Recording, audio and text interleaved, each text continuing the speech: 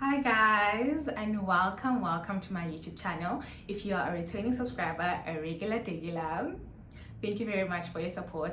And if you're new here, please click the subscribe button, like this video, and comment on what kind of videos you'd like to see next. My name is Nego Kanyangosi. I'm a first-year accounting science student at the University of the Witwatersrand, and I curate academic content as well as lifestyle vlogs into my journey as qualifying into a chartered accountant. So today we are doing business studies paper 2. Highly requested. You guys wrote business studies paper 1 yesterday, and I know it went great. I'm so happy for you guys. That's what taking initiative does. That's what looking for resources to better your marks does. Let's get into it. So business paper 2 is a lot more content heavy in my opinion than business paper 1. It's got a lot of topics, so you need to be strategic in your approach. So let's look at the structure of your paper first. So your paper 2 is going to consist of business ventures and all of these topics, and business roles and all of these topics, right? So paper 2, just business ventures, just business roles. Now let's take a look at the format of the paper. So you're going to have question A, which counts 30 marks. 15 marks of these 30 marks is going to be purely business ventures related questions. 15 marks of these 30 marks question is going to be purely business roles questions. Got that? And this is your multiple choice. You choose the correct word and match column A to column B, right? Question 2, when you get to section B, that was section A. When you get to section B, you are going to be given 3 questions, question 2, question 3, and question 4, and you answer 2 questions out of 3, right? Question 2 is your business ventures topics. These are your business venture topics. Purely, they won't ask you anything from business roles. It's just going to be business ventures. So being strategic about studying business studies is knowing exactly which question you are going to go into that exam and answer. If you want to focus on business ventures, then question 2 is your question. If you want to focus on business roles, then question 3 is your question. You got it? Okay. So question 3 then is business roles, and then question 4 is going to be your miscellaneous topic, which is basically a mixture of both business roles and business ventures. Business ventures will count 20 marks and business roles will also count 20 marks, right? So this is to say, if you choose to focus on business roles, do not completely neglect business ventures, because question 4, if you're going to be answering question 3, then you're also gonna want to answer question 4 as well. But 20 marks of question 4 is going to be your business ventures questions. So you cannot completely neglect it if you are aiming for a distinction. And then we get to section C, where you are going to get 2 essay questions. Question 5 is going to be an essay topic from business ventures, and question 6 is going to be an essay topic from business roles, right? So now what do I recommend you do? Definitely focusing on business roles, right? It's not a content heavy topic. As you can see, we've got ethics and professionalism, we've got creative thinking and problem solving, CSR and CSI, human rights, as well as team performance and management, right? So if you focus on business roles alone, you'll be able to answer question 1, 15 marks there. You'll be able to answer question 3, all of the 40 marks. You'll be able to answer question 4, the 20 marks relating to business roles, and you'll be able to answer question 6, those 40 marks for your essay. You got that? And that in total is already 77% in the bag, just purely focused on business roles. The reason I say we're focusing on business roles is because I want you to run away from either management and leadership or forms of ownership. But I'd say forms of ownership is the most content heavy topic. So you can focus on, with the business venture side, do presentation and data response, do insurance, do investment securities, and go over your management and leadership as well. I did not do forms of ownership at all in Matric because I knew that I was going to focus on question 1. and I was going to be able to get majority of the marks there because I was not leaving business ventures out completely. I was still studying all of the topics, just leaving forms of ownership because it was a really content heavy topic for me. So I was still able to answer majority of the questions, even in question 4, the miscellaneous section, because 20 marks of question 4 is going to come from your business ventures topics, right? But I studied investment securities, I studied insurance, I studied presentation and data responses, and I also went over my management and leadership. So the only thing that I didn't touch on was forms of ownership, but I still managed to secure a 93% as my final business mark. So that is the approach that I advise you to have in the exam. You go in there and you answer question 1, question 3, question 4, and question 6, right? So how are you going to effectively study paper 2? I quickly want to go over CSR and CSI and show you guys the approach that I had towards my notes in order to be able to retain the information in my head, right? Looking at the examination guideline, the examination guideline tells you exactly what you need to know in relation to each and every single topic. So with corporate social responsibility and corporate social investment, right, it literally says learners should be able to, for example, elaborate on the meaning of social responsibility. And this is exactly how you will find the question in the exam. They literally take the questions from this guideline to your exam paper. So let's look here. The next bullet point says you should be able to explain the relationship between social responsibility and triple bottom line. So I'm literally holding the book that I used here for my tutoring lessons, right? The link between social responsibility and triple bottom line, when we go and look at the notes, we can see it's profit, it's people, and planet. So what you should associate link with, it's triple P in your head. If you see the word link in your exam, I want you to think PPP, people, profit, planet, right? People.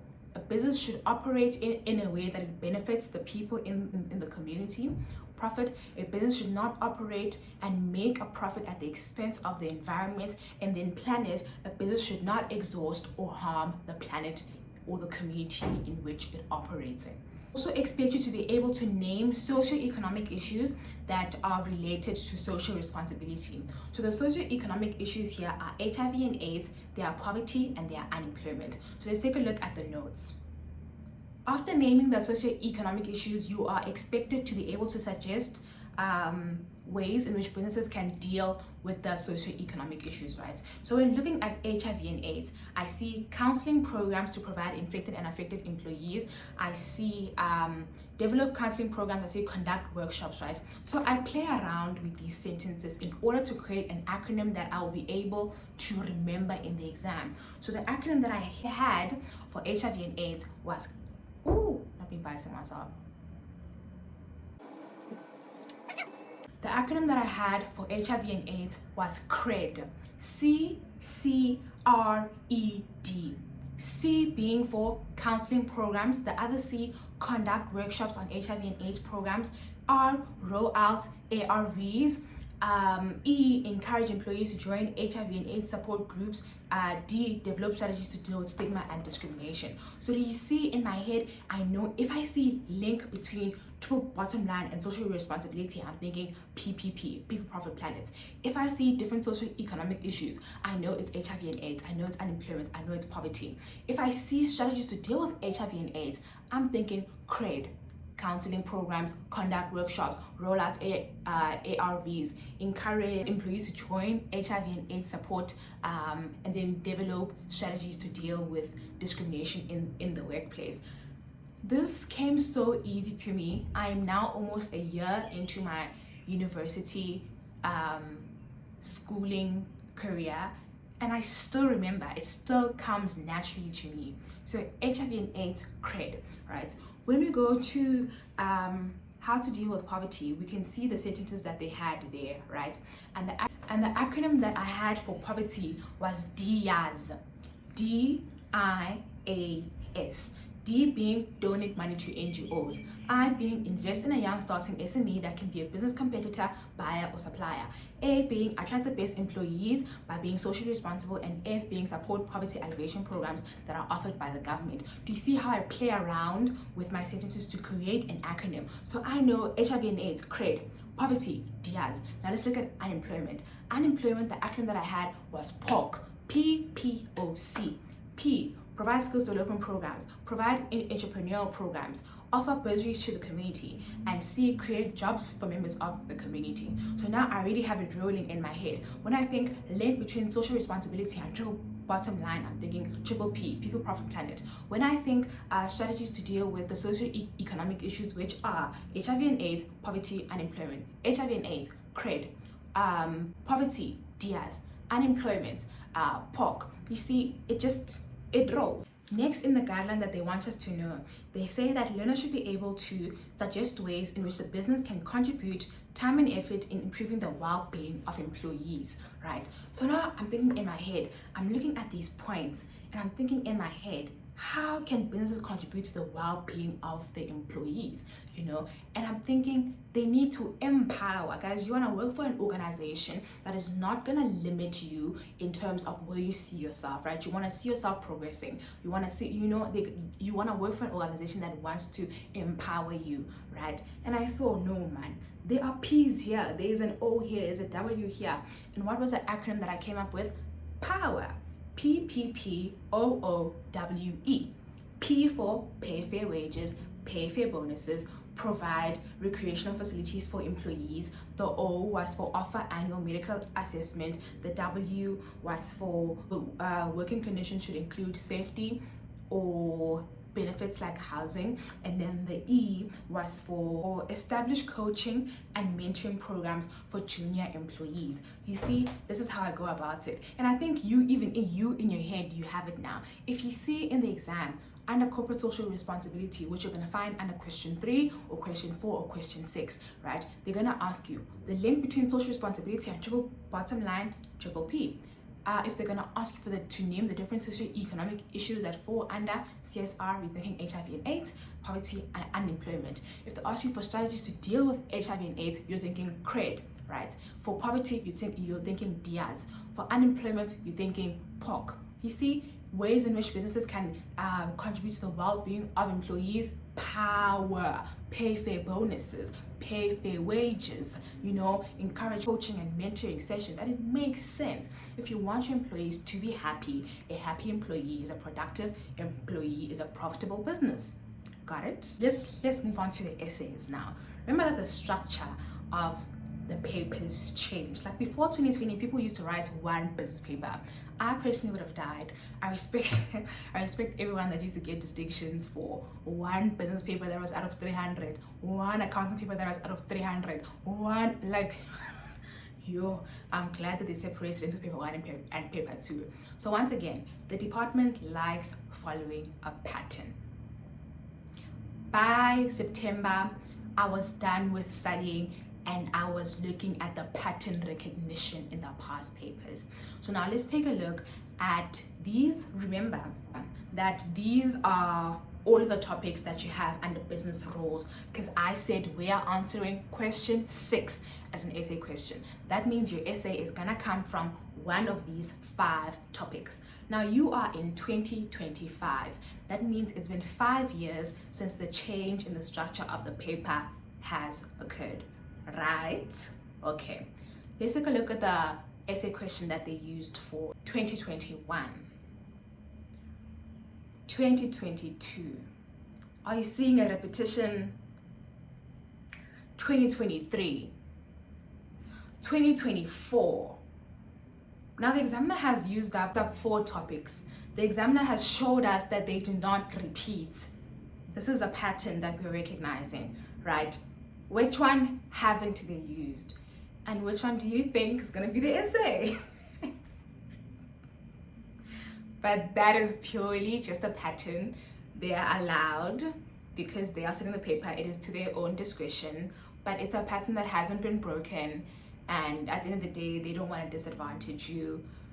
But if you can study all business rules topics, you'll be safe and you'll be able to answer any essay question from these topics that come in the question 6, whether they come in any shape or any form. You are going to be sorted. Or we are going into that paper on Tuesday, I think, and we are answering question 1, we're doing question 3, we're doing question 4, and we're doing question 6. Do not neglect your business ventures topics. Still go over presentation, go over investment, go over securities, go over insurance, and go over management and leadership. If you want to leave a topic, choose one between forms of ownership and management and leadership, and watch yourself bag a 90% plus in that paper. All the very best with your business studies. Please subscribe to my YouTube channel, like this video, and come back and comment and tell me how the paper went. All the best, Matrix. Bye.